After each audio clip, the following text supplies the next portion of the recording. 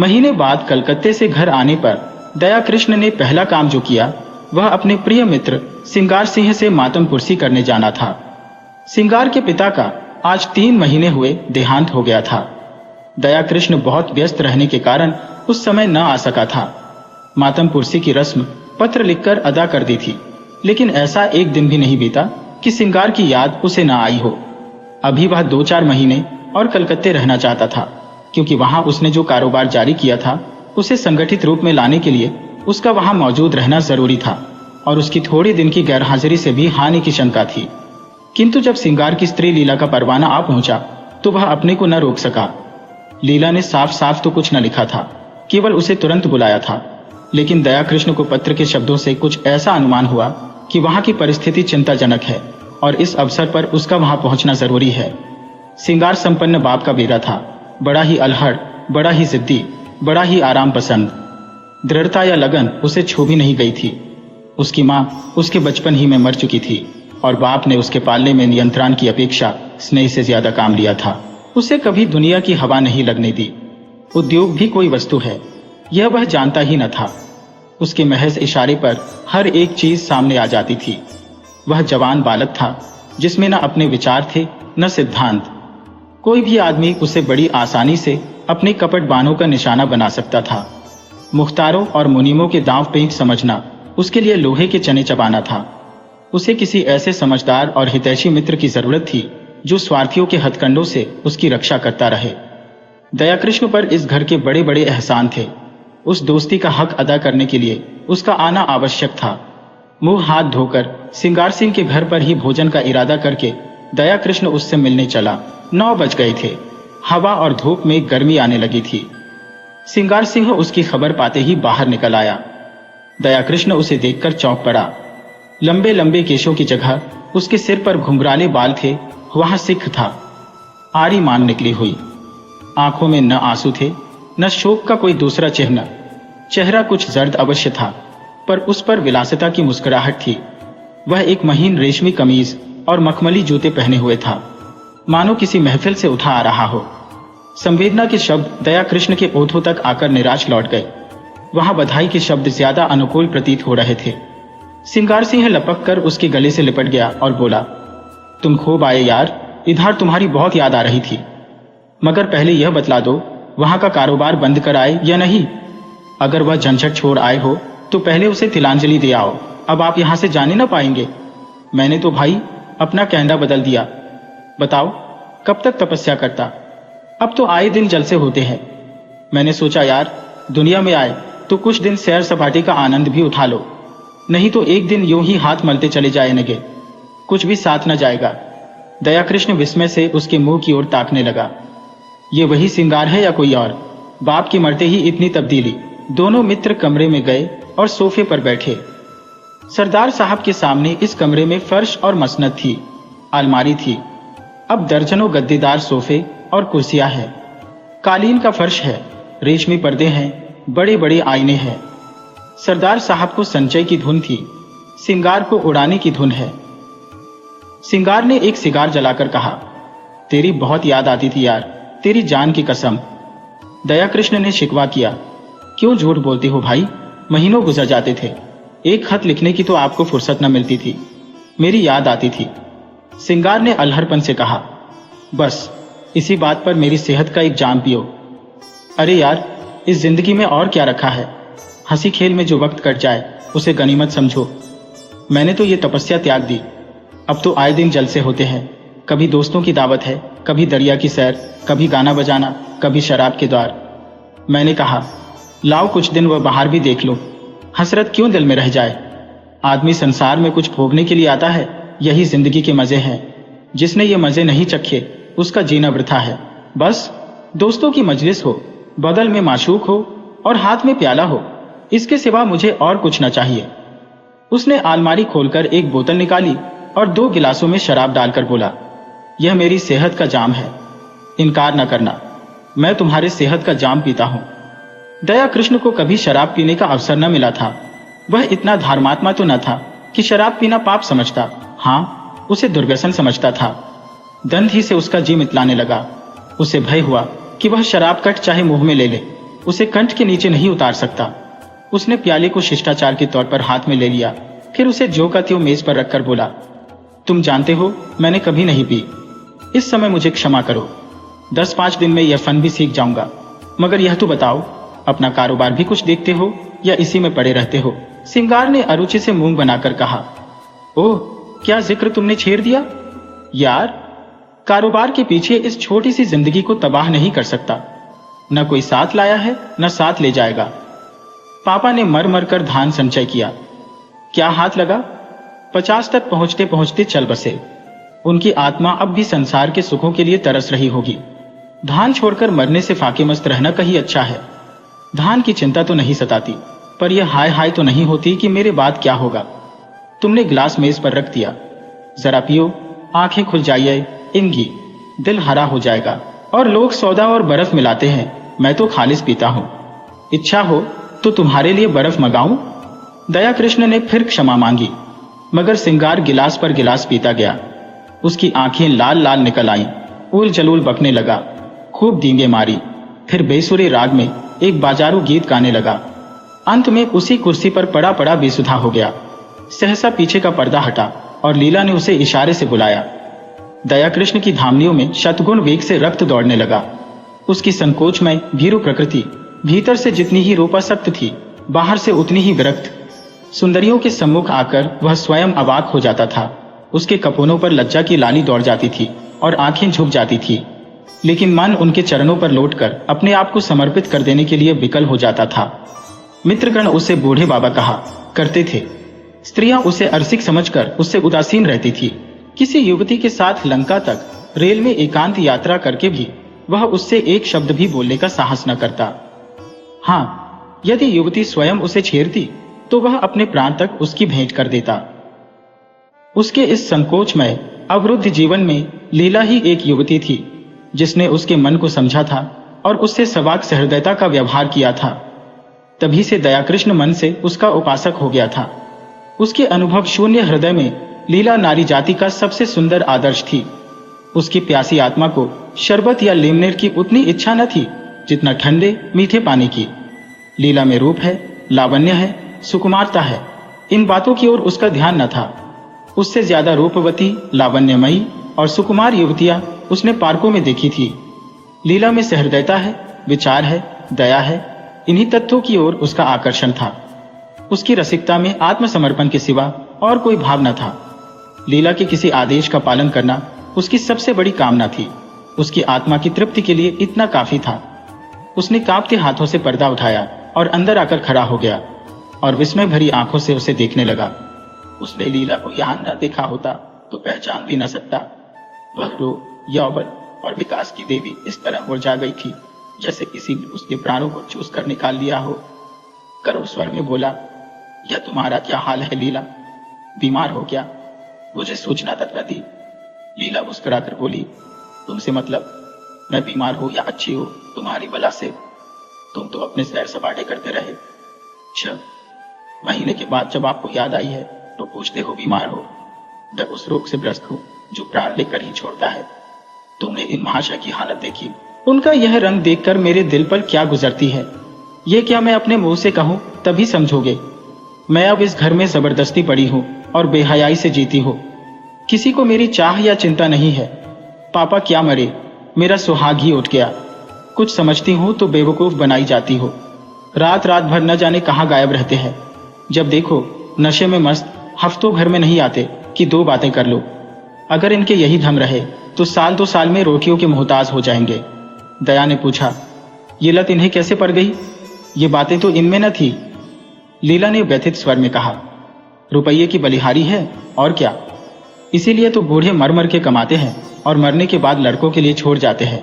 अपने मन में समझते होंगे हम लड़कों के लिए बैठने का ठिकाना किए जाते हैं। मैं कहती हूँ तुम उनके सर्वनाश का सामान किए जाते हो, उनके लिए जहर बोए जाते हो। पापा ने लाखों रुपए की संपत्ति न छोड़ी होती तो आज यह महाशय किसी काम में लगे होते। कुछ घर की चिंता होती, कुछ जिम्मेदारी होती, नहीं तो बैंक से रुपये निकाले और उड़ाए। अगर मुझे विश्वास होता कि संपत्ति समाप्त करके वह सीधे मार्ग पर आ जाए इमगे, तो मुझे जरा भी दुख ना होता। पर मुझे तो यह भय है कि ऐसे लोग फिर किसी काम के नहीं रहते, या तो जेल खाने में मरते हैं या अनाथालय में। आपकी एक वेश्या से आशनाई है, माधुरी नाम है, और वह इन्हें उल्टे छुरे से मूद रही है जैसा उसका धर्म है। आपको यह खपत हो गया कि वह मुझ पर जान देती है। उससे विवाह का प्रस्ताव भी किया जा चुका है। मालूम नहीं उसने क्या जवाब दिया। कई बार जी में आया कि जब यहाँ किसी से कोई नाता ही नहीं है तो अपने घर चली जाऊं, लेकिन डरती हो कि तब तो यह और भी स्वतंत्र हो जाएंगे। मुझे किसी पर विश्वास है तो वह तुम हो, इसीलिए तुम्हें बुलाया था कि शायद तुम्हारे समझाने बुझाने का कुछ असर हो। अगर तुम भी असफल हुए तो मैं एक क्षण यहाँ न रहूंगी। भोजन तैयार है, चलो कुछ खा लो। दयाकृष्ण ने सिंगार सिंह की ओर संकेत करके कहा, और यह तो अब कहीं 2-3 बजे छेतेंगे, बुरा ना मानेंगे। मैं अब इन बातों की परवाह नहीं करती। मैंने तो निश्चय कर लिया है कि अगर मुझे कभी आंखें दिखाई तो मैं इन्हें मजा चखा दूंगी। मेरे पिताजी फौज में सूबेदार मेजर है, मेरी देह में उनका रक्त है। लीला की मुद्रा उत्तेजित हो गई। विद्रोह की वह आग जो महीनों से पड़ी सुलग रही थी प्रचंड हो उठी। उसने उसी लहजे में कहा, मेरी इस घर में इतनी सासत हुई है, इतना अपमान हुआ है और हो रहा है कि मैं उसका किसी तरह भी प्रतिकार करके आत्मग्लानि का अनुभव न करूंगी। मैंने पापा से अपना हाल छिपा रखा है। आज लिख दूं तो इनकी सारी मशीकत उतर जाए। नारी होने का दंड भोग रही हूं, लेकिन नारी के धैर्य की भी सीमा है।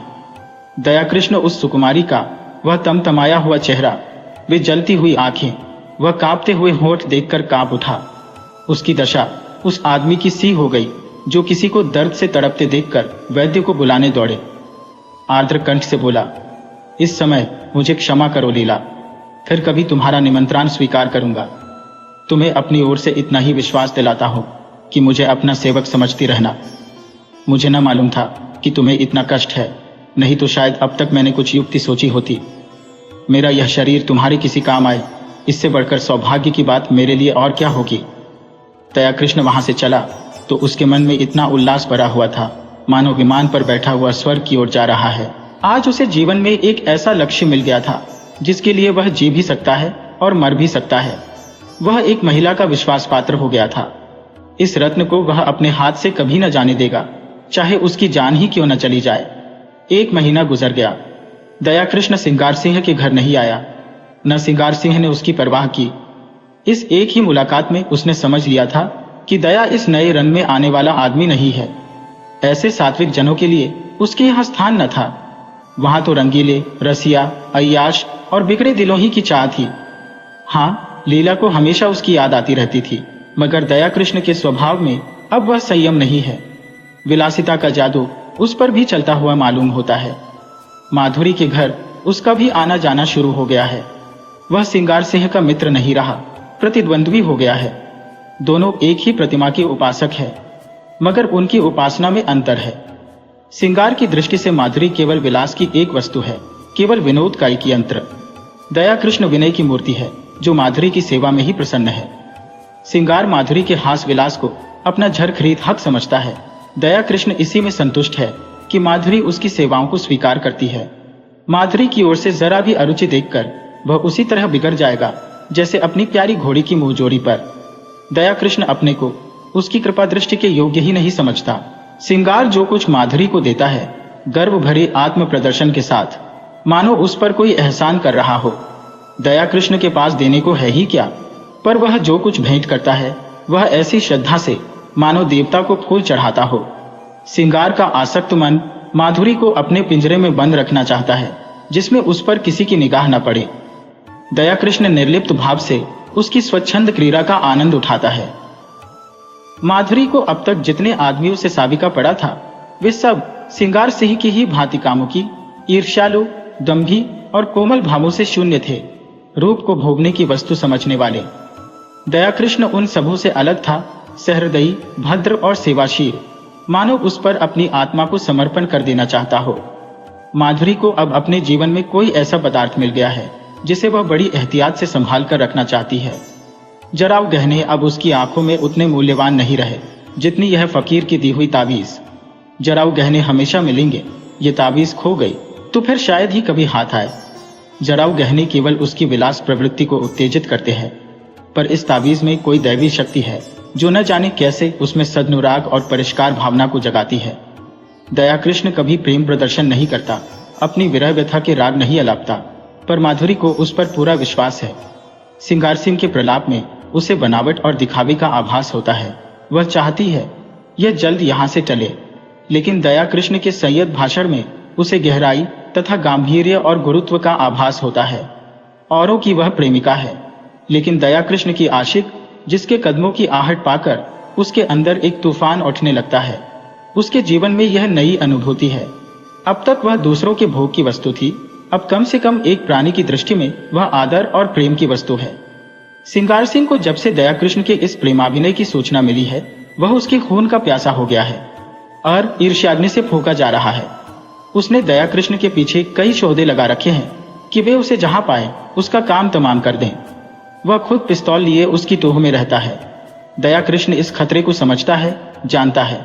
अपने नियत समय पर माधुरी के पास बिला नागा आ जाता है। मालूम होता है उसे अपनी जान का कुछ भी मोह नहीं है। सौदे उसे देखकर क्यों कतरा जाते हैं, मौका पाकर भी क्यों उस पर वार नहीं करते, इसका रहस्य वह नहीं समझता। एक दिन माधुरी ने उससे कहा, कृष्ण जी, तुम यहाँ न आया करो, तुम्हें तो पता नहीं है, पर यहाँ तुम्हारे 20 दुश्मन है।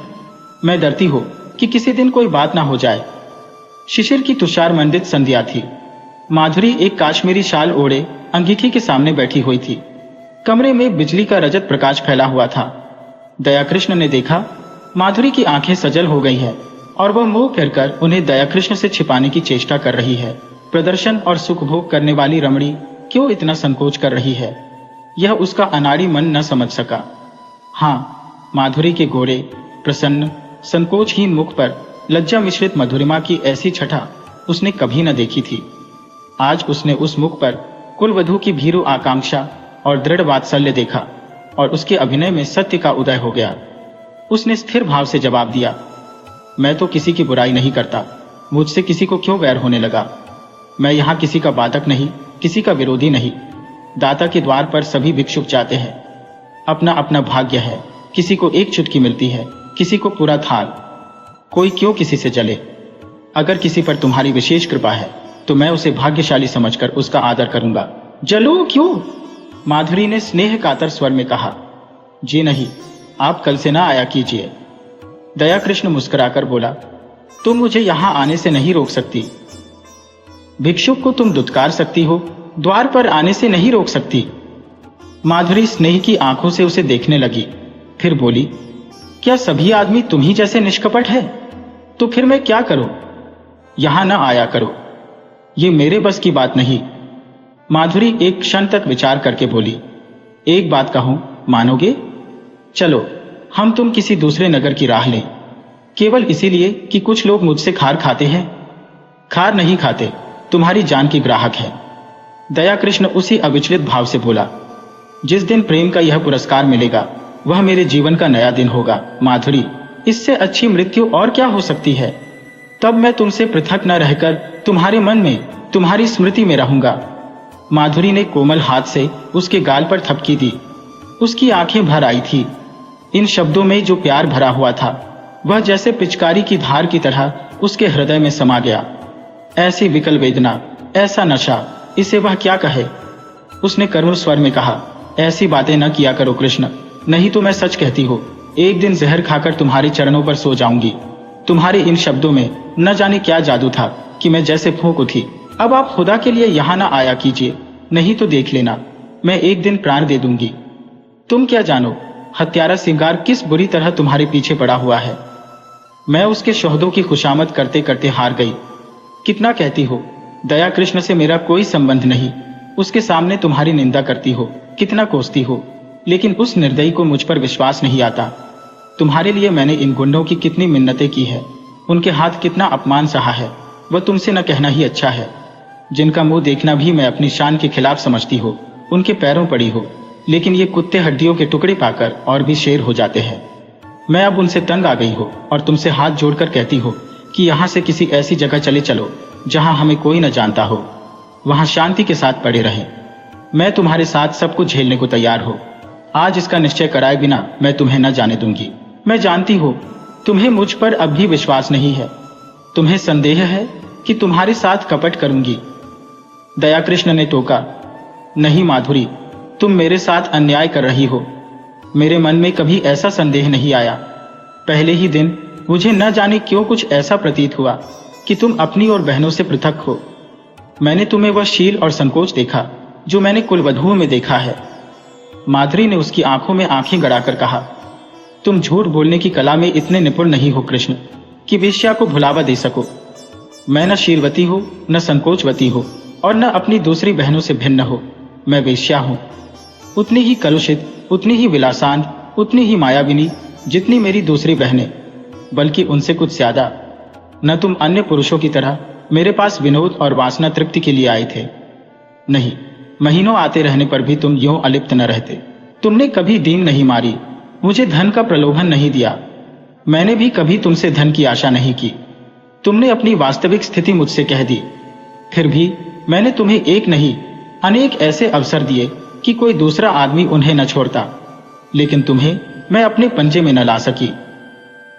तुम चाहे और जिस इरादे से आए हो, भोग की इच्छा से नहीं आए। अगर मैं तुम्हें इतना नीच, इतना हृदयहीन, इतना विलासांधा समझती तो इस तरह तुम्हारे नाज न उठाती। फिर मैं भी तुम्हारे साथ मित्र भाव रखने लगी। समझ लिया, मेरी परीक्षा हो रही है। जब तक इस परीक्षा में सफल न हो जाऊं तुम्हें नहीं पा सकती। तुम जितने सज्जन हो उतने ही कठोर हो। यह कहते हुए माधुरी ने दयाकृष्ण का हाथ पकड़ लिया और अनुराग और समर्पण भरी चितवनों से उसे देखकर बोली, सच बताओ कृष्ण, तुम मुझ में क्या देखकर आकर्षित हुए थे? देखो, बहानेबाजी न करना। तुम रूप पर मुग्धा होने वाले आदमी नहीं हो, मैं कसम खा सकती हूं। दयाकृष्ण ने संकट में पड़कर कहा, रूप इतनी तुच्छ वस्तु नहीं है माधुरी, वह मन का आईना है। यहां मुझसे रूपवान स्त्रियाओं की कमी नहीं है। यह तो अपनी अपनी निगाह है, मेरे पूर्व संस्कार रहे होंगे। माधुरी ने भेनवेन सिकोड़कर कहा, तुम फिर झूठ बोल रहे हो, चेहरा कह देता है। दयाकृष्ण ने परास्त होकर पूछा, पूछकर क्या करोगी माधुरी? मैं डरता हूं कहीं तुम मुझसे घृणा न करने लगो। संभव है तुम मेरा जो रूप देख रही हो वह मेरा असली रूप ना हो। माधुरी का मुंह लटक गया, विरक्त सी होकर बोली, इसका खुले शब्दों में यह अर्थ है कि तुम्हें मुझ पर विश्वास नहीं। ठीक है, वेश्याओं पर विश्वास करना भी नहीं चाहिए। विद्वानों और महात्माओं का उपदेश कैसे न मानोगे? नारी हृदय इस समस्या पर विजय पाने के लिए अपने अस्त्रों से काम लेने लगा। दयाकृष्ण पहले हमले में हिम्मत छोड़ बैठा। बोला, तुम तो नाराज हुई जाती हो माधुरी। मैंने तो केवल इस विचार से कहा था कि तुम मुझे धोखेबाज समझने लगोगी। तुम्हें शायद मालूम नहीं है सिंगार सिंह ने मुझ पर कितने एहसान किए हैं। मैं उन्हीं के टुकड़ों पर पला हूं, इसमें रत्ती भर भी मुबालगा नहीं। वहां जाकर जब मैंने उनके रंग ढंग देखे और उनकी साध्वी स्त्री लीला को बहुत दुखी पाया तो सोचते सोचते मुझे यही उपाय सूझा कि किसी तरह सिंगार सिंह को तुम्हारे पंजे से छुड़ाऊं। मेरे इस अभिमान का यही रहस्य है, लेकिन उन्हें छुड़ा तो न सका, खुद फंस गया। मेरे इस फरेब की जो सजा चाहो दो, सिर झुकाए हुए हो।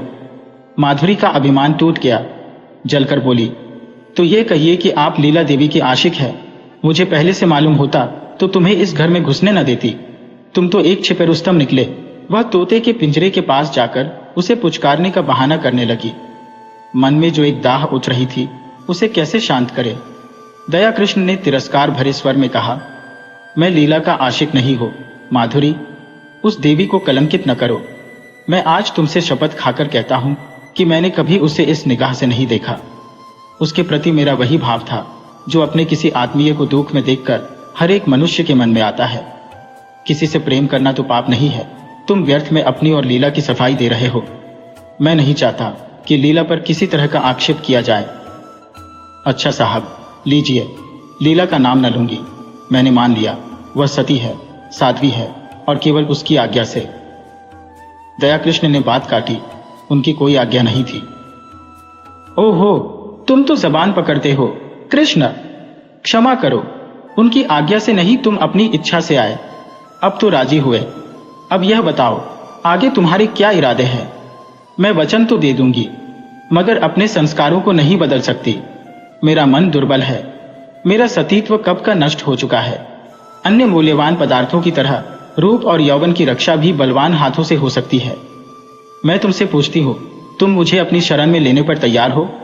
तुम्हारा आश्रय पाकर तुम्हारे प्रेम की शक्ति से मुझे विश्वास है मैं जीवन के सारे प्रलोभनों का सामना कर सकती हूँ। मैं इस सोने के महल को ठुकरा दूंगी, लेकिन इसके बदले मुझे किसी हरे वृक्ष की छांव तो मिलनी चाहिए। वह छांव तुम मुझे दोगे? अगर नहीं दे सकते तो मुझे छोड़ दो। मैं अपने हाल में मगन हूँ। मैं वादा करती हूँ सिंगार सिंह से मैं कोई संबंध न रखूंगी। वह मुझे घेरेगा, रोएगा, संभव है गुंडों से मेरा अपमान कराए, आतंक दिखाए, लेकिन मैं सब कुछ झेल लूंगी तुम्हारी खातिर से। आगे और कुछ न कहकर वह तृष्णा भरे लेकिन उसके साथ ही निरपेक्ष नेत्रों से दया कृष्ण की ओर देखने लगी, जैसे दुकानदार ग्राहक को बुलाता तो है पर साथ ही यह भी दिखाना चाहता है कि उसे उसकी परवाह नहीं है। दया कृष्ण क्या जवाब दे? संघर्षमय संसार में वह अभी केवल एक कदम टिका पाया है। इधर वह अंगुल भर जगह भी उससे छिन गई है। शायद जोर मारकर वह फिर वह स्थान पा जाए, लेकिन वहां बैठने की जगह नहीं और एक दूसरे प्राणी को लेकर तो वह खड़ा भी नहीं रह सकता। अगर मान लिया जाए कि अदम्य उद्योग से दोनों के लिए स्थान निकाल लेगा तो आत्मसम्मान को कहां ले जाए? संसार क्या कहेगा? लीला क्या फिर उसका मुंह देखना चाहेगी? सिंगार से वह फिर आंखें मिला सकेगी? यह भी छोड़ो, लीला अगर उसे पति समझती है समझे, सिंगार अगर उससे जलता है तो जले, उसे इसकी परवाह नहीं। लेकिन अपने मन को क्या करे? विश्वास उसके अंदर आकर जाल में फंसे पक्षी की भांति फड़फड़ाकर निकल भागता है। कुलीना अपने साथ विश्वास का वरदान लिए आती है। उसके साहचर्य में हमें कभी संदेह नहीं होता। वहां संदेह के लिए प्रत्यक्ष प्रमाण चाहिए। कुत्सिता संदेह का संस्कार लिए आती है। वहां विश्वास के लिए प्रत्यक्ष, अत्यंत प्रत्यक्ष प्रमाण की जरूरत है। उसने नम्रता से कहा, तुम जानती हो मेरी क्या हालत है? हाँ, खूब जानती हो। और उस हालत में तुम प्रसन्न रह सकोगी? तुम ऐसा प्रश्न क्यों करते हो कृष्ण? मुझे दुख होता है। तुम्हारे मन में जो संदेह है वह मैं जानती हूँ, समझती हूँ। मुझे भ्रम हुआ था कि तुमने भी मुझे जान लिया है, समझ लिया है। अब मालूम हुआ मैं धोखे में थी। वह उठकर वहां से जाने लगी। दया कृष्ण ने उसका हाथ पकड़ लिया और प्रार्थी भाव से बोला, तुम मेरे साथ अन्याय कर रही हो माधुरी। मैं सत्य कहता हूं, ऐसी कोई बात नहीं है। माधुरी ने खड़े खड़े विरक्त मन से कहा, तुम झूठ बोल रहे हो, बिल्कुल झूठ। तुम अब भी मन से यह स्वीकार नहीं कर रहे हो कि कोई स्त्री स्वेच्छा से रूप का व्यवसाय नहीं करती। पैसे के लिए अपनी लज्जा को उघाड़ना तुम्हारी समझ में कुछ ऐसे आनंद की बात है जिसे वेश्या शौक से करती है। तुम वेश्या में स्त्रीत्व का होना संभव से बहुत दूर समझते हो। तुम इसकी कल्पना ही नहीं कर सकते कि वह क्यों अपने प्रेम में स्थिर नहीं होती। तुम नहीं जानते कि प्रेम के लिए उसके मन में कितनी व्याकुलता होती है, और जब वह सौभाग्य से उसे पा जाती है तो किस तरह प्राणों की भांति उसे संचित रखती है। खारे पानी के समुद्र में मीठे पानी का छोटा सा पात्र कितना प्रिय होता है, इसे वह क्या जाने जो मीठे पानी के मटके वहन देलता रहता हो। दया कृष्ण कुछ ऐसे असमंजस में पड़ा हुआ था कि उसके मुंह से एक भी शब्द न निकला।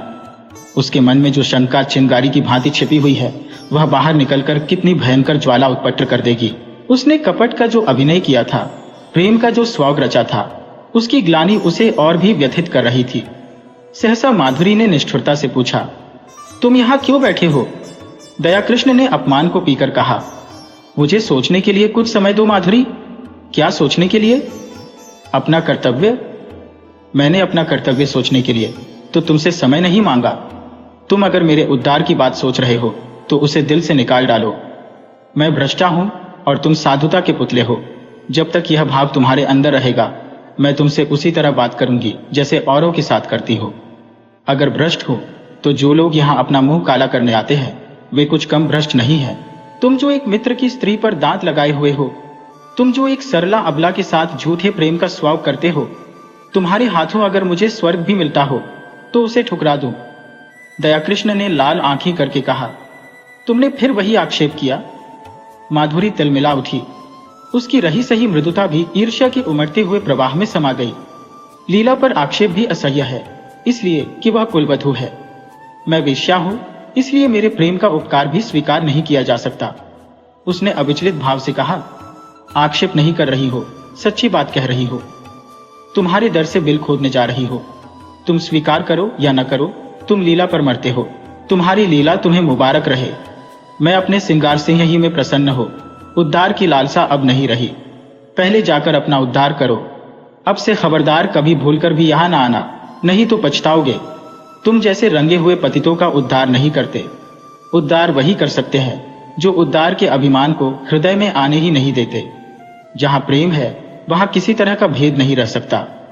यह कहने के साथ ही वह उठकर बराबर वाले दूसरे कमरे में चली गई और अंदर से द्वार बंद कर लिया। दया कृष्ण कुछ देर वहां मरमाहत सा रहा, फिर धीरे धीरे नीचे उतर गया, मानो देह में प्राण न हो। 2 दिन दया कृष्ण घर से न निकला। माधुरी ने उसके साथ जो व्यवहार किया, इसकी उसे आशा न थी।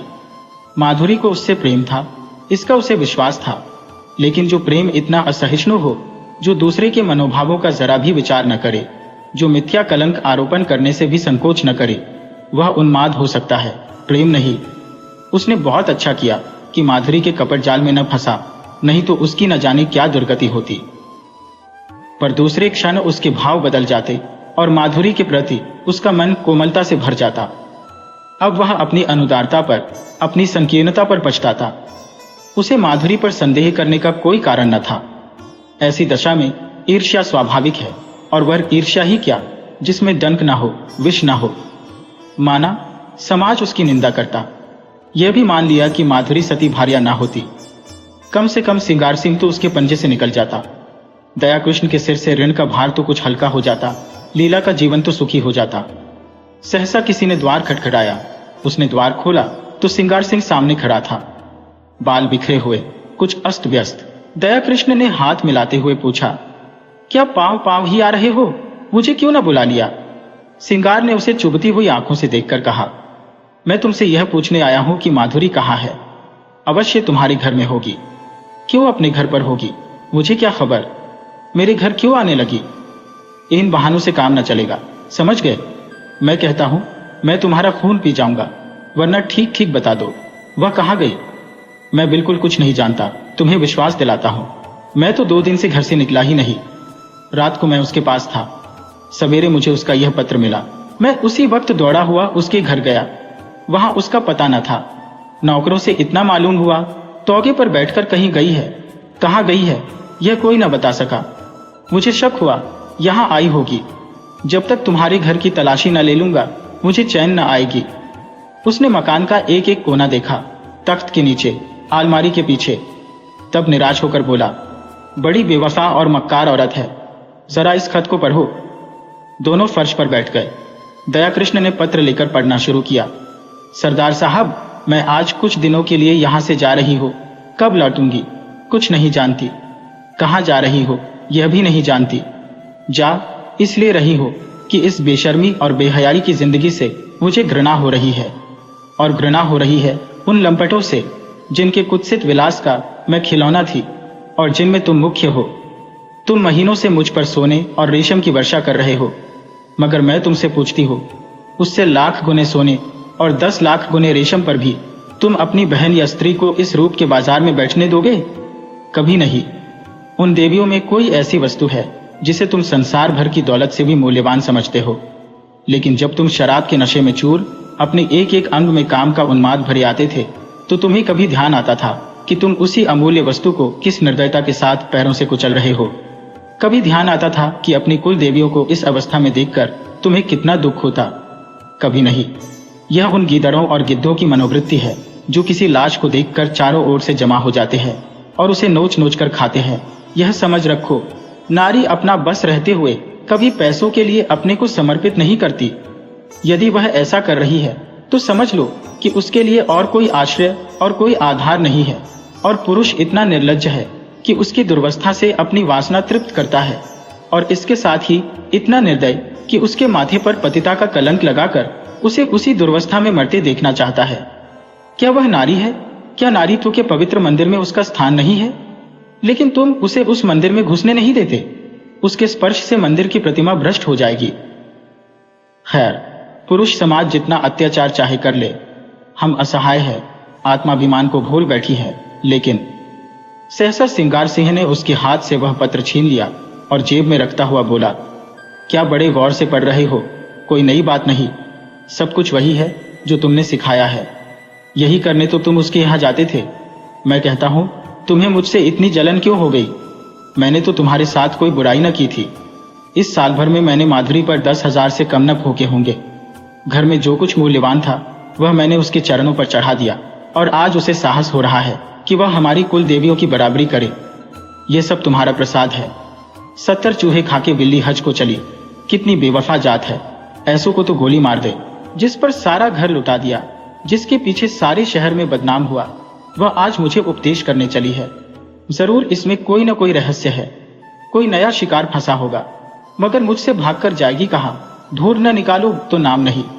कमबख्त कैसी प्रेम भरी बातें करती थी कि मुझ पर घरों नशा चढ़ जाता था। बस कोई नया शिकार फंस गया। ये बात ना हो, मूछ मुड़ा लो। दया कृष्ण उसके सफाचट चेहरे की ओर देखकर मुस्कुराया। तुम्हारी मूछें तो पहले ही मुड़ चुकी है। इस हल्के से विनोद ने जैसे सिंगार सिंह के घाव पर मरहम रख दिया। वह बेसरो सामान घर, वह फटा फर्श, वे टूटी फूटी चीजें देखकर उसे दया कृष्ण पर दया आ गई। चोट की तिलमिलाहट में वह जवाब देने के लिए ईंट पत्थर ढूंढ रहा था, पर अब चोट ठंडी पड़ गई थी और दर्द घनीभूत हो रहा था। दर्द के साथ साथ सौहार्द भी जाग रहा था। जब आग ही ठंडी हो गई तो धुआं कहां से आता? उसने पूछा। सच कहना, तुमसे भी कभी प्रेम की बातें करती थी? दया कृष्ण ने मुस्कुराते हुए कहा। मुझसे? मैं तो खाली उसकी सूरत देखने जाता था। सूरत देखकर दिल पर काबू तो नहीं रहता। यह तो अपनी अपनी रुचि है मोहिनी। देखते ही कलेजे पर छुरी चल जाती है। मेरे कलेजे पर तो कभी छुरी नहीं चली। यही इच्छा होती थी कि इसके पैरों पर गिर पड़ूं। इसी शायरी ने तो यह अनर्थ किया। तुम जैसे बुद्धुओं को किसी देहातिन से शादी करके रहना चाहिए। चले थे वेश्या से प्रेम करने। एक क्षण के बाद उसने फिर कहा, मगर है बेवफा, मक्कार। तुमने उससे वफा की आशा की। मुझे तो यही अफसोस है। तुमने वह दिल ही नहीं पाया। तुमसे क्या कहूं? 1 मिनट के बाद उसने सहृदय भाव से कहा। अपने पत्र में उसने बातें तो सच्ची लिखी हैं, चाहे कोई माने या न माने। सौंदर्य को बाजारू चीज समझना कुछ बहुत अच्छी बात तो नहीं है। दया कृष्ण ने पुचारा दिया। जब स्त्री अपना रूप बेचती है तो उसके खरीदार भी निकल आते हैं। फिर यहाँ तो कितनी ही जातियां हैं जिनका यही पेशा है। यह पेशा चला कैसे? स्त्रियों की दुर्बलता से। नहीं, मैं समझता हूं बिस्मिल्लाह पुरुषों ने की होगी। इसके बाद एकाएक जेब से घड़ी निकालकर देखता हुआ बोला, ओहो, 2 बज गए और अभी मैं यहीं बैठा हूं। आज शाम को मेरे यहां खाना खाना। जरा इस विषय पर बातें होंगी। अभी तो उसे ढूंढ निकालना है। वह है कहीं इसी शहर में। घर वालों से भी कुछ नहीं कहा। बुढ़िया नायिका सिर पीट रही थी। उस्ताद जी अपनी तकदीर को रो रहे थे। न जाने कहां जाकर छिप रही। उसने उठकर दया कृष्ण से हाथ मिलाया और चला। दया कृष्ण ने पूछा, मेरी तरफ से तो तुम्हारा दिल साफ हो गया? सिंगार ने पीछे फिरकर कहा, हुआ भी और नहीं भी हुआ, और बाहर निकल गया। 7-8 दिन तक सिंगार सिंह ने सारा शहर छाना, पुलिस में रिपोर्ट की, समाचार पत्रों में नोटिस छपाई, अपने आदमी दौड़ाए, लेकिन माधुरी का कुछ भी सुराग न मिला कि फिर महफिल गर्म होती। मित्र वृंद सुबह शाम हाजिरी देने आते और अपना सा मुंह लेकर लौट जाते। सिंगार के पास उनके साथ गपशप करने का समय न था। गर्मी के दिन सजा हुआ कमरा भट्ठी बना हुआ था। खस की टट्टियां भी थी, पंखा भी। लेकिन गर्मी जैसे किसी के समझाने बुझाने की परवाह नहीं करना चाहती। अपने दिल का बुखार निकाल कर ही रहेगी। सिंगार से ही अपने भीतर वाले कमरे में बैठा हुआ पेग पर पेग चढ़ा रहा था, पर अंदर की आग न शांत होती थी। इस आग ने ऊपर की घास फूस को जलाकर भस्म कर दिया था और अब अंतस्थल की जड़ विरक्ति और अचल विचार को द्रवित करके बड़े वेग से ऊपर फेंक रही थी। माधुरी की बेवफाई ने उसके आमोदी हृदय को इतना आहत कर दिया था कि अब अपना जीवन ही बेकार सा मालूम होता था। माधुरी उसके जीवन में सबसे सत्य वस्तु थी, सत्य भी और सुंदर भी। उसके जीवन की सारी रेखाएं इसी बिंदु पर आकर जमा हो जाती थी।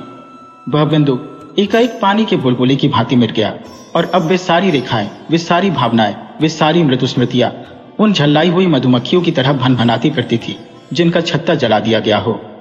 जब माधुरी ने कपट व्यवहार किया तो और किससे कोई आशा की जाए? इस जीवन ही में क्या है? आम में रस ही न रहा तो गुठली किस काम की? लीला कई दिनों से महफिल में सन्नाटा देखकर चकित हो रही थी। उसने कई महीनों से घर के किसी विषय में बोलना छोड़ दिया था। बाहर से जो आदेश मिलता था उसे बिना कुछ कहे सुने पूरा करना ही उसके जीवन का क्रम था। वीतराग सी हो गई थी। न किसी शौक से वास्ता था, न सिंगार से। मगर इस कई दिन के सन्नाटे ने उसके उदास मन को भी चिंतित कर दिया। चाहती थी कि कुछ पूछे, लेकिन पूछे कैसे? मान जो टूट जाता। मान ही किस बात का? मान तब करे जब कोई उसकी बात पूछता हो। मान अपमान से प्रयोजन नहीं, नारी ही क्यों हुई। उसने धीरे धीरे कमरे का पर्दा हटाकर अंदर झोंका। देखा, सिंगार सिंह सोफा पर चुपचाप लेटा हुआ है, जैसे कोई पक्षी सांझ के सन्नाटे में परों में मुंह छिपाए बैठा हो। समीप आकर बोली, मेरे मुंह पर ताला डाल दिया गया है, लेकिन क्या करूं, बिना बोले रहा नहीं जाता। कई दिन से सरकार की महफिल में सन्नाटा क्यों है? तबीयत तो अच्छी है। सिंगार ने उसकी ओर आंखें उठाई, उनमें व्यथा भरी हुई थी। कहा, तुम अपने मैके क्यों नहीं चली जाती लीला? आपकी जो आज्ञा। पर यह तो मेरे प्रश्न का उत्तर न हुआ। वह कोई बात नहीं, मैं बिल्कुल अच्छा हूं। ऐसे बेहयाओं को मौत भी नहीं आती। अब इस जीवन से जी भर गया। कुछ दिनों के लिए बाहर जाना चाहता हूं। तुम अपने घर चली जाओ तो मैं निश्चिंत हो जाऊं। भला आपको मेरी इतनी चिंता तो है। अपने साथ जो कुछ ले जाना चाहती हो ले जाओ। मैंने इस घर की चीजों को अपना समझना छोड़ दिया है। मैं नाराज होकर नहीं कह रहा हूं। लीला, न जाने कब लौटो। तुम यहां अकेली कैसे रहोगी? कई महीने के बाद लीला ने पति की आंखों में स्नेह की झलक देखी। मेरा विवाह तो इस घर की संपत्ति से नहीं हुआ है, तुमसे हुआ है। जहां तुम रहोगे वहीं मैं भी रहूंगी। मेरे साथ तो अब तक तुम्हें रोना ही पड़ा। लीला ने देखा, सिंगार की आंखों में आंसू की एक बूंद नीले आकाश में चंद्रमा की तरह गिरने गिरने को हो रही थी। उसका मन भी पुलकित हो उठा। महीनों की क्षुधाग्नि में जलने के बाद अत्र का एक दाना पाकर वह उसे कैसे ठुकरा दे? पेट नहीं भरेगा, कुछ भी नहीं होगा, लेकिन उस दाने को ठुकराना क्या उसके बस की बात थी?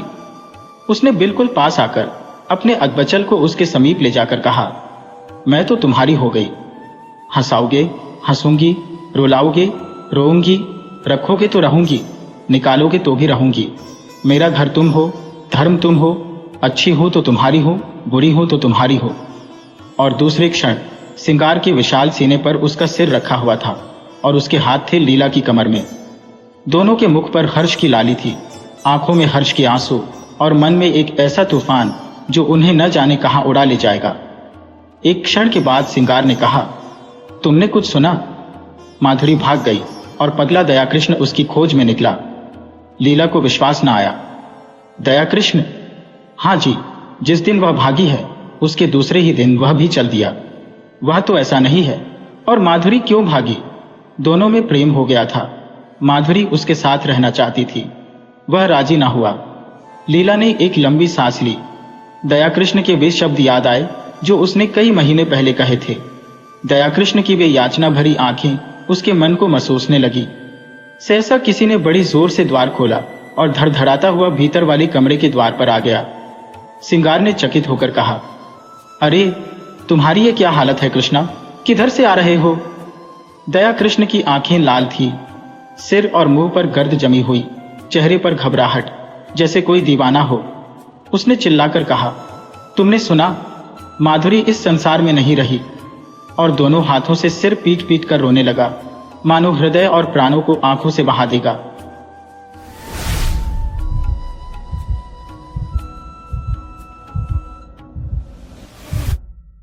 नवरस के संपादक पमजोर चोखीलाल शर्मा की धर्मपत्नी का जब से देहांत हुआ है, आपको स्त्रियों से विशेष अनुराग हो गया है और रसिकता की मात्रा भी कुछ बढ़ गई है। पुरुषों के अच्छे अच्छे लेख रद्दी में डाल दिए जाते हैं, पर देवियों के लेख कैसे भी हो तुरंत स्वीकार कर लिए जाते हैं और बहुधा लेख की रसीद के साथ लेख की प्रशंसा कुछ इन शब्दों में की जाती है। आपका लेख पढ़कर दिल थाम कर रह गया। अतीत जीवन आंखों के सामने मूर्तिमान हो गया। अथवा आपके भाव साहित्य सागर के उज्जवल रत्न है, जिनकी चमक कभी कम ना होगी। और कविताएं तो हृदय की हिलोरें, विश्व वीणा की अमरतान, अनंत की मधुर वेदना, निशा का नीरव गान होती थी। प्रशंसा के साथ दर्शन की उत्कट अभिलाषा भी प्रकट की जाती थी। यदि आप कभी इधर से गुजरें तो मुझे न भूलिएगा। जिसने ऐसी कविता की सृष्टि की है उसके दर्शन का सौभाग्य मुझे मिला तो अपने को धन्य मानूंगा। लेखिकाएं अनुरागमय प्रोत्साहन से भरे हुए पत्र पाकर फूली न समाती। जो लेख अभागे भिक्षुक की भांति कितने ही पत्र पत्रिकाओं के द्वार से निराश लौट आए थे, उनका यहाँ इतना आदर। पहली बार ही ऐसा संपादक जन्मा है जो गुणों का पारखी है। और सभी संपादक अहमन्य है, अपने आगे किसी को समझते ही नहीं है। जरा सी संपादकी क्या मिल गई, मानो कोई राज्य मिल गया। संपादकों को कहीं सरकारी पद मिल जाए तो अंधेर मचा दें। वह तो कहो कि सरकार इन्हें पूछती नहीं। उसने बहुत अच्छा किया जो ऑर्डिनेंस पास कर दिए। और स्त्रियों से द्वेष करो, ये उसी का दंड है। ये भी संपादक ही है, कोई घास नहीं छीलते। और संपादक भी एक जगत विख्यात पत्र के। नववर्ष सब पत्रों में राजा है। चोखेलाल जी के पत्र की ग्राहक संख्या बड़े वेग से बढ़ने लगी। हर डाक से धन्यवादों की एक बाढ़ सी आ जाती और लेखिकाओं में उनकी पूजा होने लगी। ब्याह, गौना, मुंडन, छेदन, जन्म, मरण के समाचार आने लगे। कोई आशीर्वाद मांगती, कोई उनके मुख से सांत्वना के 2 शब्द सुनने की अभिलाषा करती, कोई उनसे घरेलू संकटों में परामर्श पूछती। और महीने में 10-5 महिलाएं उन्हें दर्शन भी दे जाती। शर्मा जी उनकी अवाई का तार या पत्र पाते ही स्टेशन पर जाकर उनका स्वागत करते। बड़े आग्रह से उन्हें एक आध दिन ठहराते, उनकी खूब खातिर करते। सिनेमा के फ्री पास मिले हुए थे ही खूब सिनेमा दिखाते। महिलाएं उनके सद्भाव से मुग्ध होकर विदा होती। मशहूर तो यहाँ तक कि शर्मा जी का कई लेखिकाओं से बहुत ही घनिष्ठ संबंध हो गया है। लेकिन इस विषय में हम निश्चय पूर्वक कुछ नहीं कह सकते। हम तो इतना ही जानते हैं कि जो देविया एक बार यहाँ आ जाती वह शर्मा जी की अनन्य भक्त हो जाती। बेचारा साहित्य की कुटिया का तपस्वी है। अपने विधुर जीवन की निराशाओं को अपने अंतस्थल में संचित रखकर मूक वेदना में प्रेम माधुर्य का रसपान कर रहा है। संपादक जी के जीवन में जो कमी आ गई थी उसकी कुछ पूर्ति करना महिलाओं ने अपना धर्म सा मान लिया। उनके भरे हुए भंडार में से अगर एक क्षुधित प्राणी को थोड़ी सी मिठाई दी जा सके तो उससे भंडार की शोभा ही है। कोई देवी पार्सल से अचार भेज देती, कोई लड्डू। एक ने पूजा का ऊनी आसन अपने हाथों बनाकर भेज दिया। एक देवी महीने में एक बार आकर उनके कपड़ों की मरम्मत कर देती थी। दूसरी देवी महीने में 2-3 बार आकर उन्हें अच्छी अच्छी चीजें बनाकर खिला जाती थी। अब वह किसी एक के न होकर सबके हो गए थे। स्त्रियों के अधिकारों का उनसे बड़ा रक्षक शायद ही कोई मिले। पुरुषों से तो शर्मा जी को हमेशा तीव्र आलोचना ही मिलती थी। श्रद्धामय सहानुभूति का आनंद तो उन्होंने स्त्रियों ही में पाया।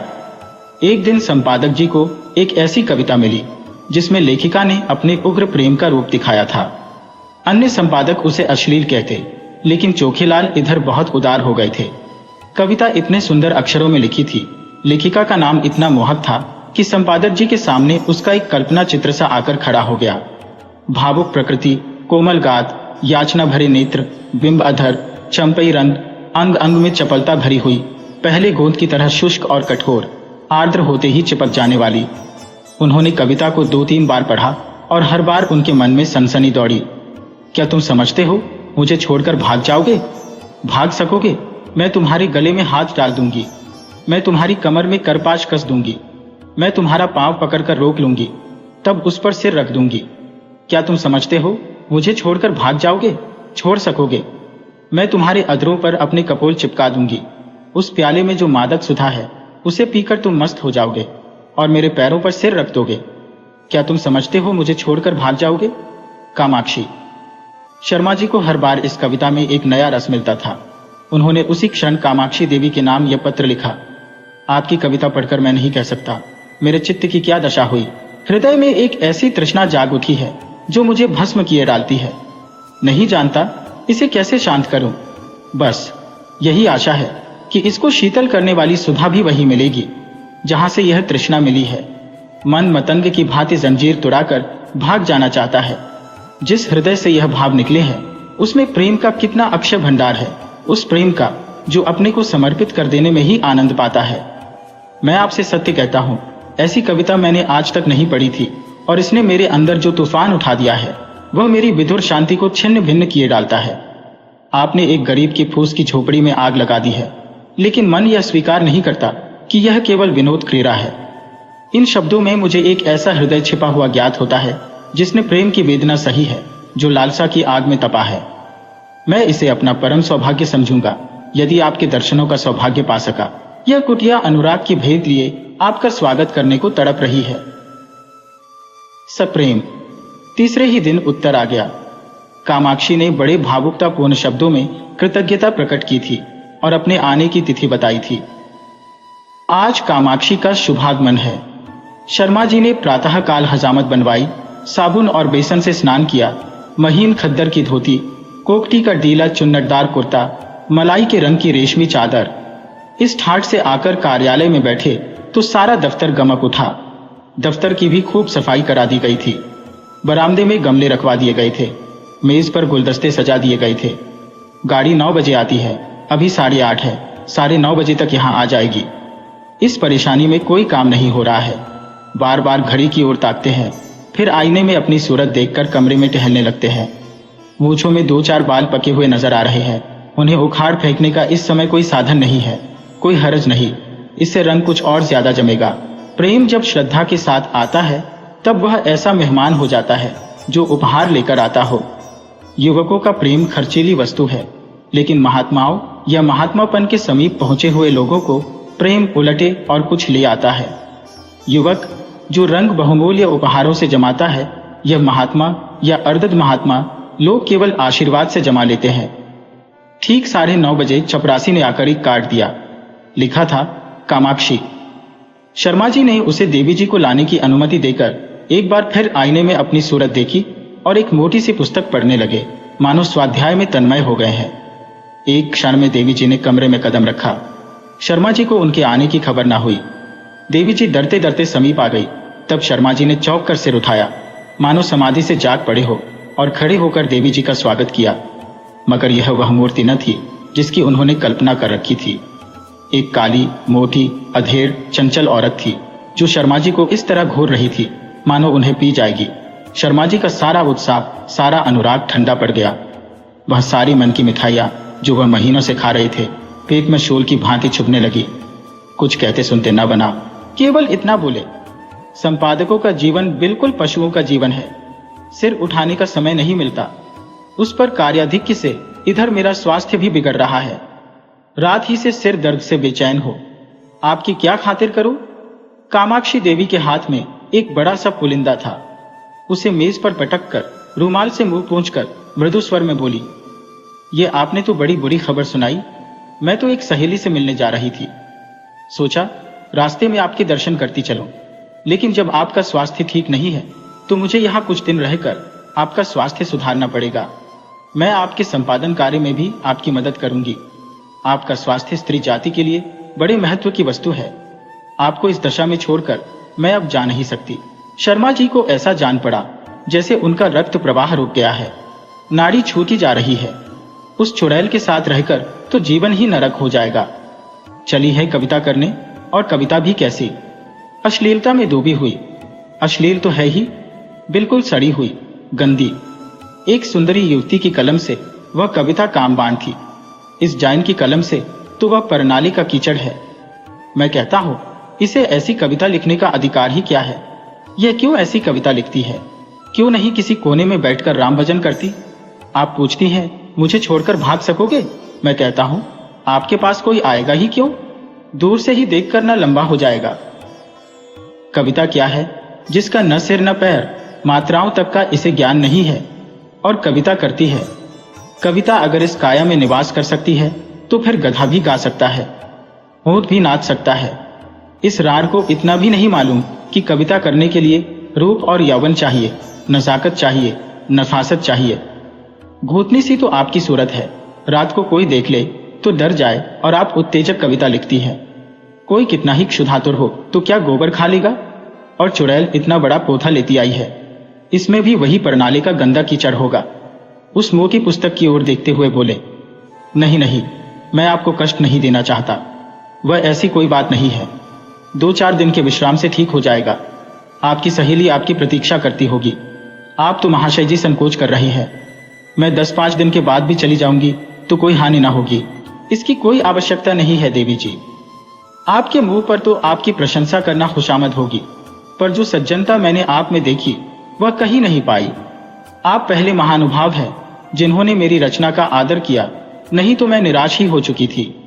आपके प्रोत्साहन का यह शुभ फल है कि मैंने इतनी कविताएं रच डाली। आप इनमें से जो चाहें रख लें। मैंने एक ड्रामा भी लिखना शुरू कर दिया है, उसे भी शीघ्र ही आपकी सेवा में भेजूंगी। कहिए तो 2-4 कविताएं सुनाओ। ऐसा अवसर मुझे फिर कब मिलेगा? यह तो नहीं जानती कि कविताएं कैसी हैं, पर आप सुनकर प्रसन्न होंगे। बिल्कुल उसी रंग की है। उसने अनुमति की प्रतीक्षा न की, तुरंत पोथा खोलकर एक कविता सुनाने लगी। शर्मा जी को ऐसा मालूम होने लगा जैसे कोई भिगो भिगो कर जूते मार रहा है। कई बार उन्हें मतली आ गई, जैसे 1000 गधे कानों के पास खड़े अपना स्वर अलाप रहे हों। कामाक्षी के स्वर में कोयल का माधुर्य था, पर शर्मा जी को इस समय वह भी अप्रिय लग रहा था। सिर में सचमुच दर्द होने लगा। वह गद्दी टलेगी भी या यूं ही बैठी सिर खाती रहेगी? इसे मेरे चेहरे से भी मेरे मनोभावों का ज्ञान नहीं हो रहा है। उस पर आप कविता करने वाली है। इस मुंह से तो महादेवी या सुभद्रा कुमारी की कविताएं भी घृणा ही उत्पन्न करेंगी। आखिर न रहा गया, बोले, आपकी रचनाओं का क्या कहना, आप यह संग्रह यही छोड़ जाइए।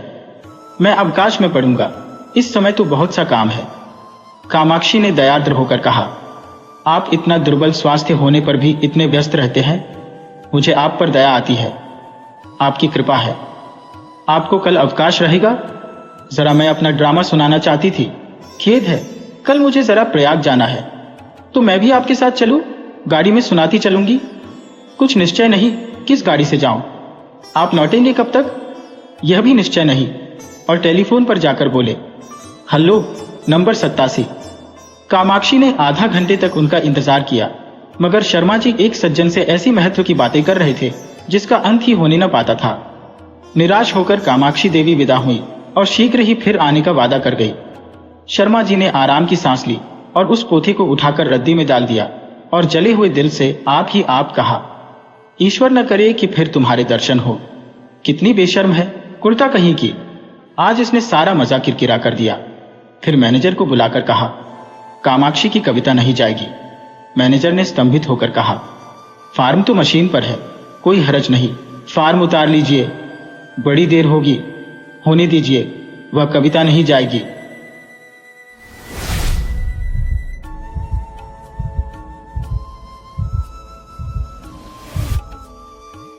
और लोगों के यहां चाहे जो होता हो, तुलसी महतो अपनी लड़की सुभागी को लड़के रामू से जौ भर भी कम प्यार न करते थे। रामू जवान होकर भी काठ का उल्लू था। सुभागी 11 साल की बालिका होकर भी घर के काम में इतनी चतुर और खेती बाड़ी के काम में इतनी निपुण थी कि उसकी मां लक्ष्मी दिल में डरती रहती कि कहीं लड़की पर देवताओं की आंख न पड़ जाए। अच्छे बालकों से भगवान को भी तो प्रेम है। कोई सुभागी का बखान न करे, इसलिए वह अनायास ही उसे डांटती रहती थी। बखान से लड़के बिगड़ जाते हैं, यह भय तो न था, भय था नजर का।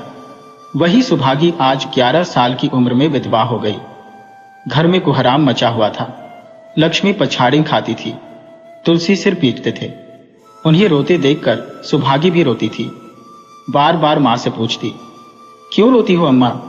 मैं तुम्हें छोड़कर कहीं ना जाऊंगी, तुम क्यों रोती हो? उसकी भोली बातें सुनकर माता का दिल और भी फटा जाता था। वह सोचती थी, ईश्वर तुम्हारी यही लीला है, जो खेल खेलते हो वह दूसरों को दुख देकर। ऐसा तो पागल करते हैं। आदमी पागलपन करे तो उसे पागल खाने भेजते हैं, मगर तुम जो पागलपन करते हो उसका कोई दंड नहीं। ऐसा खेल किस काम का कि दूसरे रोएं और तुम हंसो? तुम्हें तो लोग दयालु कहते हैं, यही तुम्हारी दया है। और सुभागी क्या सोच रही थी? उसके पास कोठरी भर रुपये होते तो वह उन्हें छिपा कर रख देती। फिर एक दिन चुपके से बाजार चली जाती और अम्मा के लिए अच्छे अच्छे कपड़े लाती। दादा जब बाकी मांगने आते तो 6 रुपये निकाल कर दे देती। अम्मा दादा कितने खुश होते। जब सुभागी जवान हुई तो लोग तुलसी महतो पर दबाव डालने लगे कि लड़की का घर कहीं कर दो, जवान लड़की का यो फिरना ठीक नहीं। जब हमारी बिरादरी में इसकी कोई निंदा नहीं है तो क्यों सोच विचार करते हो? तुलसी ने कहा, भाई मैं तो तैयार हूं, लेकिन जब सुभागी भी माने, वह किसी तरह राजी नहीं होती। हरिहर ने सुभागी को समझाकर कहा, बेटी हम तेरे ही भले को कहते हैं। माँ बाप अब बूढ़े हुए, उनका क्या भरोसा? तुम इस तरह कब तक बैठी रहोगी? सुभागी ने सिर झुकाकर कहा, चाचा मैं तुम्हारी बात समझ रही हूं, लेकिन मेरा मन घर करने को नहीं कहता। मुझे आराम की चिंता नहीं है, मैं सब कुछ झेलने को तैयार हूं, और जो काम तुम कहो वह सिर आंखों के बल करूंगी, मगर घर बसाने को मुझसे न कहो। जब मेरा चाल कुचाल देखना तो मेरा सिर काट लेना। अगर मैं सच्चे बाप की बेटी होंगी तो बात की भी पक्की होंगी। फिर लज्जा रखने वाले तो भगवान है, मेरी क्या हस्ती है कि अभी कुछ कहो। उजड़ रामू बोला, तुम अगर सोचती हो कि भैया कमावेंगे और मैं बैठी मौज करूंगी तो इस भरोसे न रहना। यहाँ किसी ने जन्म भर का ठीका नहीं लिया है। रामू की दुल्हन रामू से भी 2 अंगुल ऊंची थी। मटक कर बोली, हमने किसी का करज थोड़े ही खाया कि जन्म भर बैठे भरा करें। यहाँ तो खाने को भी महीन चाहिए, पहनने को भी महीन चाहिए। यह हमारे बोते की बात नहीं।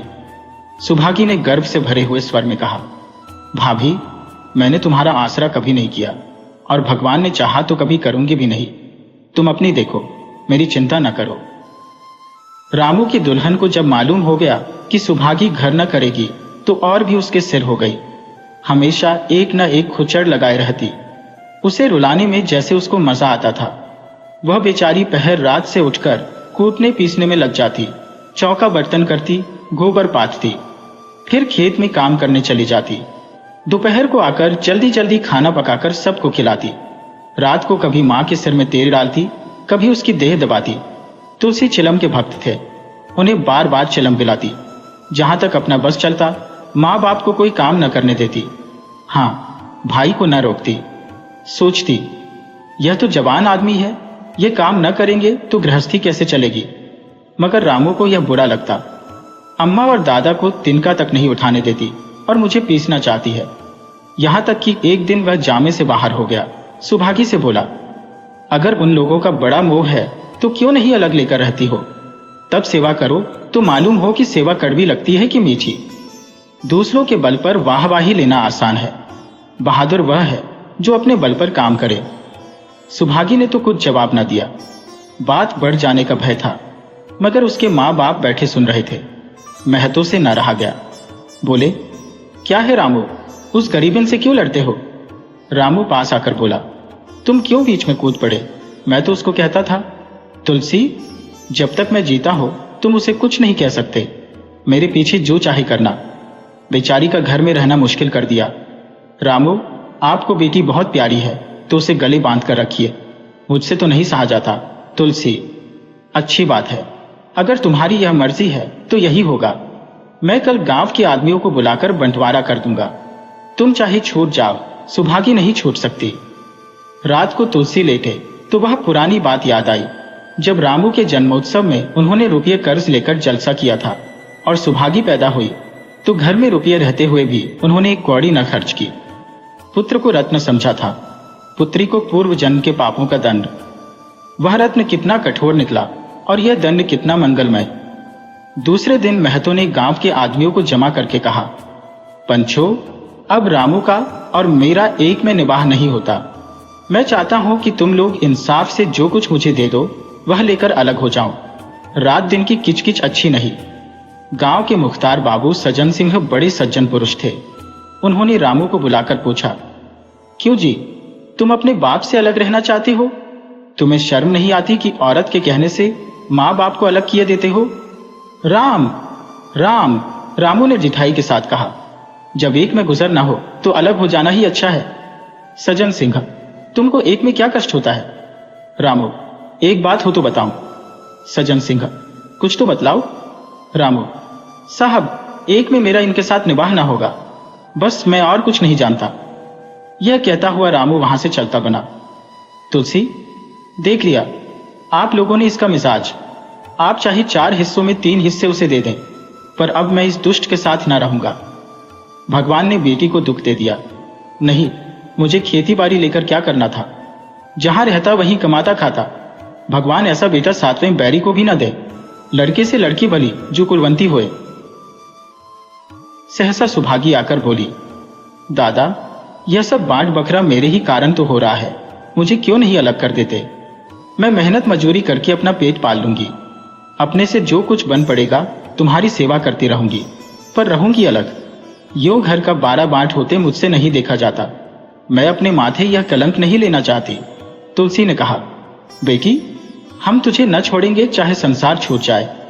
रामू का मैं मुंह नहीं देखना चाहता, उसके साथ रहना तो दूर रहा। रामू की दुल्हन बोली, तुम किसी का मुंह नहीं देखना चाहते तो हम भी तुम्हारी पूजा करने को व्याकुल नहीं है। महतो दांत पीसते हुए उठे कि बहू को मारे, मगर लोगों ने पकड़ लिया। बंटवारा होते ही महतो और लक्ष्मी को मानो पेंशन मिल गई। पहले तो दोनों सारे दिन सुभागी के मना करने पर भी कुछ न कुछ करते ही रहते थे, पर अब उन्हें पूरा विश्राम था। पहले दोनों दूध घी को तरसते थे। सुभागी ने कुछ रुपये बचाकर एक भैंस ले ली। बूढ़े आदमियों की जान तो उनका भोजन है। अच्छा, भोजन न मिले तो वे किस आधार पर रहे? चौधरी ने बहुत विरोध किया। कहने लगे, घर का काम यूं ही क्या कम है कि तू यह नया झंझट पाल रही है? सुभागी उन्हें बहलाने के लिए कहती, दादा, दूध के बिना मुझे खाना नहीं अच्छा लगता। लक्ष्मी ने हंसकर कहा, बेटी, तू झूठ कब से बोलने लगी? कभी दूध हाथ से तो छूती नहीं। खाने की कौन कहे? सारा दूध हम लोगों के पेट में ठूंस देती है। गांव में जहां देखो सबके मुंह से सुभागी की तारीफ। लड़की नहीं देवी है, 2 मर्दों का काम भी करती है, उस पर माँ बाप की सेवा भी की जाती है। सज्जन सिंह तो कहते यह उस जन्म की देवी है, मगर शायद महतो को यह सुख बहुत दिन तक भोगना न लिखा था। 7-8 दिन से महतो को जोर का ज्वर चढ़ा हुआ था। देह पर कपड़े का तार भी नहीं रहने देते। लक्ष्मी पास बैठी रो रही थी। सुभागी पानी लिए खड़ी है। अभी एक क्षण पहले महतो ने पानी मांगा था, पर जब तक वह पानी लावे उनका जी डूब गया और हाथ पांव ठंडे हो गए। सुभागी उनकी यह दशा देखते ही रामू के घर गई और बोली, भैया चलो, देखो आज दादा न जाने कैसे हुए जाते हैं। 7 दिन से ज्वर नहीं उतरा। रामू ने चारपाई पर लेटे लेटे कहा, तो क्या मैं डॉक्टर हकीम हूं कि देखने चलूं? जब तक अच्छे थे तब तक तो तुम उनके गले का हार बनी हुई थी। अब जब मरने लगे तो मुझे बुलाने आई हो।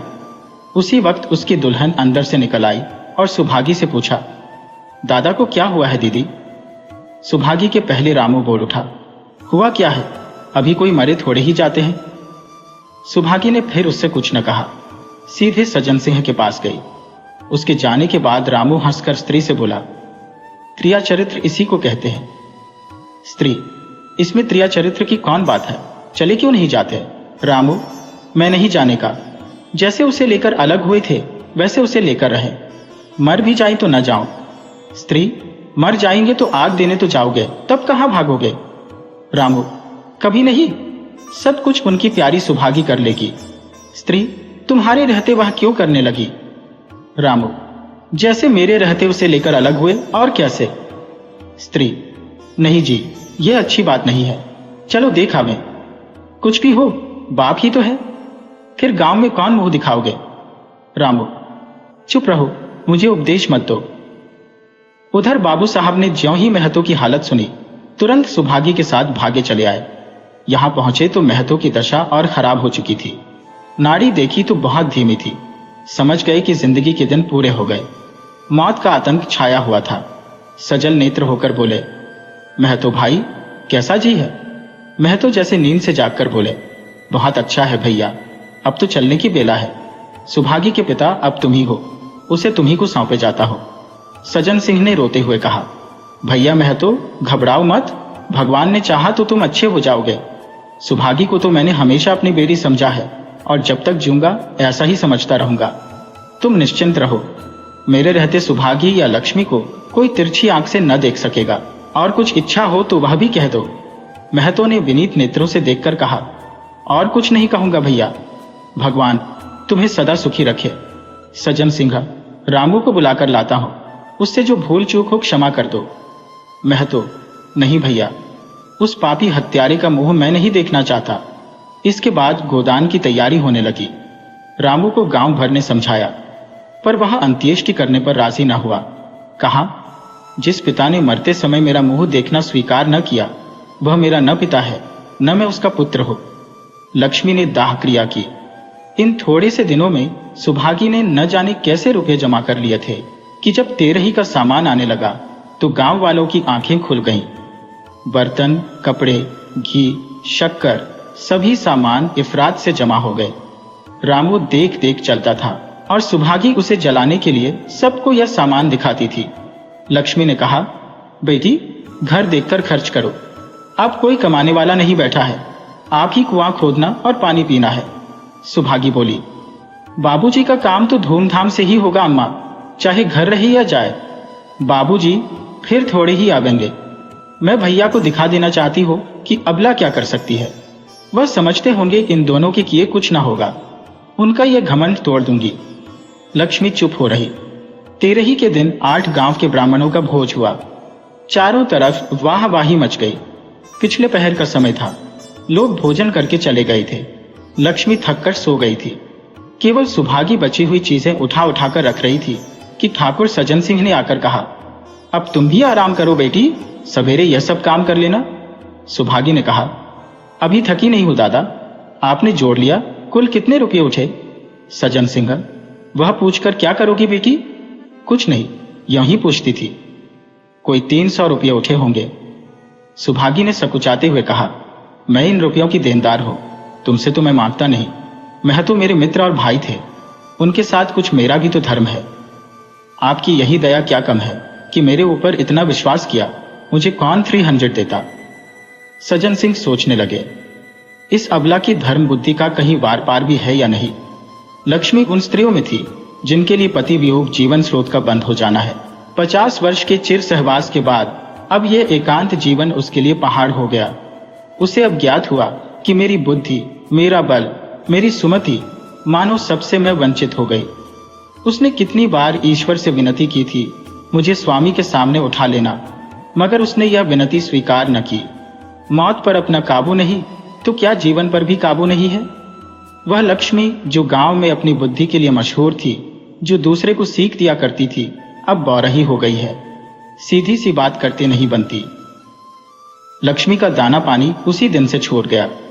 सुभागी के आग्रह पर चौके में जाती, मगर कौर कंठ के नीचे न उतरता।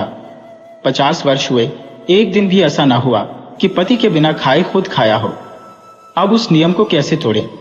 आखिर उसे खांसी आने लगी। दुर्बलता ने जल्द ही खाट पर डाल दिया। सुभागी अब क्या करे? ठाकुर साहब के रुपये चुकाने के लिए दिलो जान से काम करने की जरूरत थी। यहां मां बीमार पड़ गई। अगर बाहर जाए तो मां अकेली रहती है, उनके पास बैठे तो बाहर का काम कौन करे? मां की दशा देखकर सुभागी समझ गई कि इनका परवाना भी आ पहुंचा। महतो को भी तो यही ज्वर था। गांव में और किसे फुर्सत थी कि दौड़ धूप करता। सज्जन सिंह दोनों वक्त आते, लक्ष्मी को देखते, दवा पिलाते, सुभागी को समझाते और चले जाते, मगर लक्ष्मी की दशा बिगड़ती जाती थी। यहां तक कि 15वें दिन वह भी संसार से सिधार गई।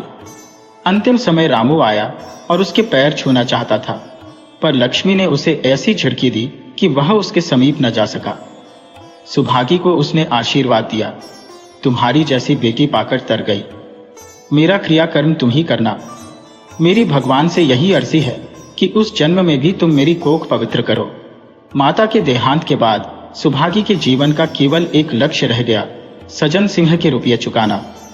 300 रुपये पिता की क्रियाकर्म में लगे थे, लगभग 200 रुपये माता के काम में लगे।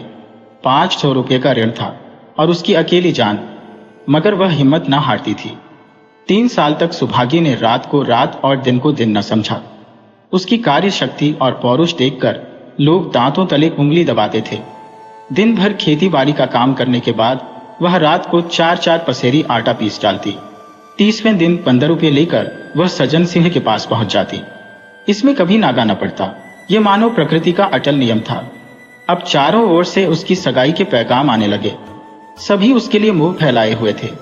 जिसके घर सुभागी जाएगी उसके भाग्य फिर जाएंगे। सुभागी यही जवाब देती, अभी वह दिन नहीं आया। जिस दिन सुभागी ने आखिरी किस्त चुकाई, उस दिन उसकी खुशी का ठिकाना न था। आज उसके जीवन का कठोर व्रत पूरा हो गया। वह चलने लगी तो सज्जन सिंह ने कहा, बेटी, तुमसे मेरी एक प्रार्थना है। कहो कहो, कहो न कहो, मगर वचन दो कि मानोगी।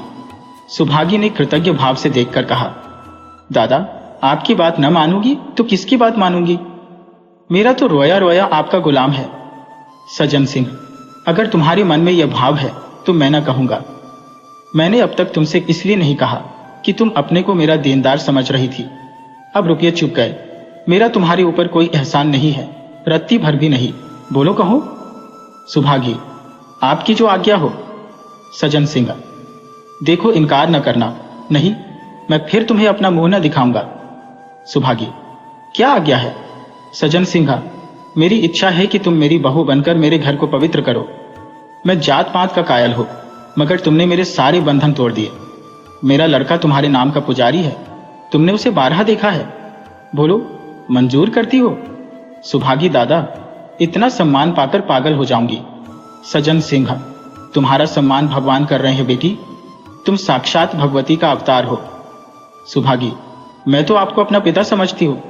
आप जो कुछ करेंगे मेरे भले ही के लिए करेंगे, आपके हुक्म को कैसे इनकार कर सकती हो। सजन सिंह ने उसके माथे पर हाथ रखकर कहा, बेटी तुम्हारा सुहाग अमर हो, तुमने मेरी बात रख ली। मुझसे भाग्यशाली संसार में और कौन होगा।